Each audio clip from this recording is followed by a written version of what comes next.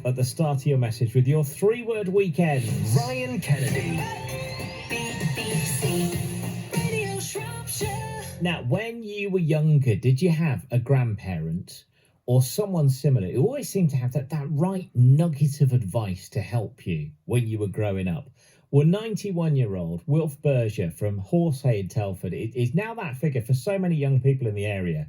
He's done some incredible things. He's been doing Zoom calls with school kids where he sings, reads poetry, tells stories from his childhood, and just generally offers the kind of wisdom that somebody who spent 91 years on this planet has. And he's been doing this as a volunteer for the charity Kissing It Better, which helps older people who feel lonely by connecting them to different generations.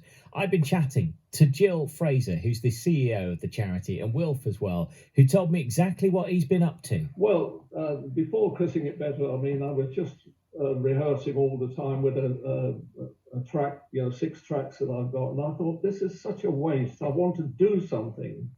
And so that prompted me to try and find somewhere where I could perform. And I came across Kissing It Better. And after a couple of weeks, all of a sudden it was, we're involved together. And it seems to be going great. I mean, I'm absolutely, humbled by what I've heard and what I've, done. So I've been a performer all my life, but since I've been in my 90s, I haven't done an awful lot. And in the 80s, the stage people don't want 80-year-old actors. They don't. This is true, which is a shame, isn't it? Because there's so much that you've got to offer. So what sort of things do you talk about with the kids on the Zooms? Well, they ask the questions about my life and some of my beliefs and so on and so forth. And I try to tell them something that might be interesting about my early life in the orphanage. They ask questions, and I try to tell them a little bit about my life.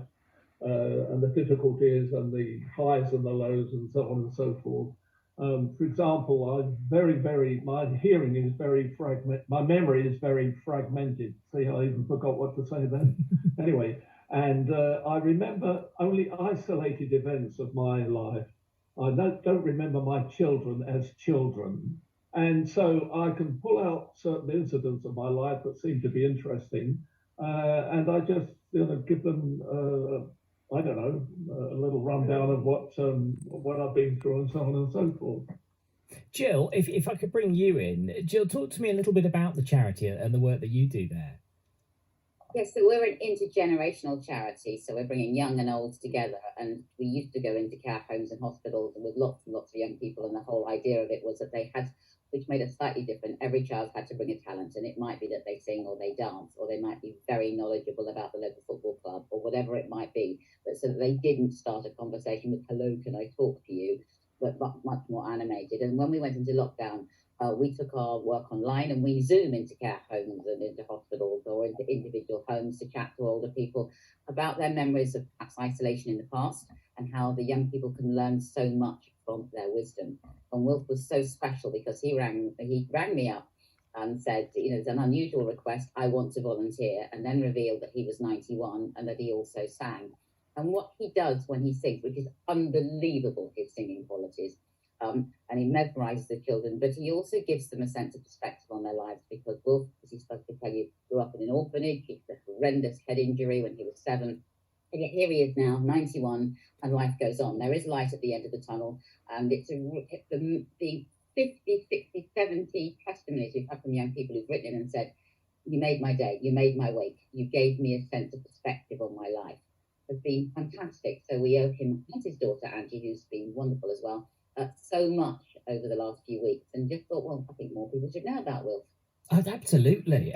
So what have they said when he tells stories like that? What's their immediate reaction?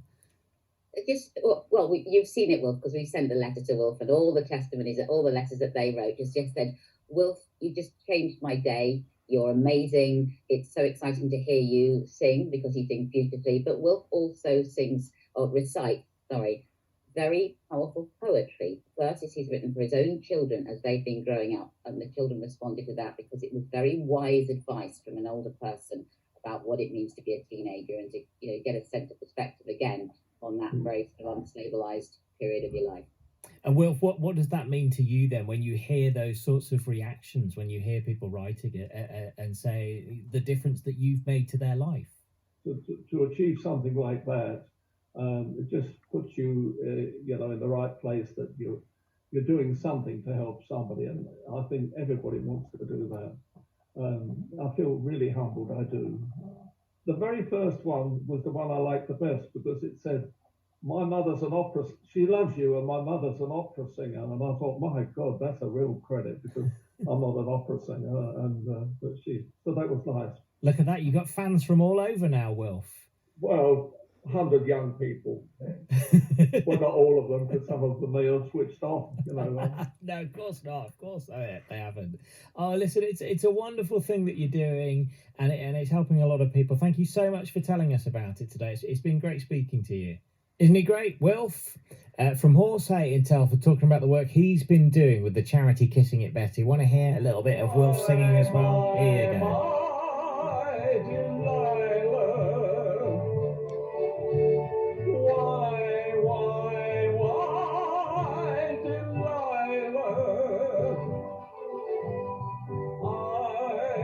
Could see that girl was no good for me, but I was lost like a slave that no man can free. 91-year-old Wilf Berger from Horsey in Telford.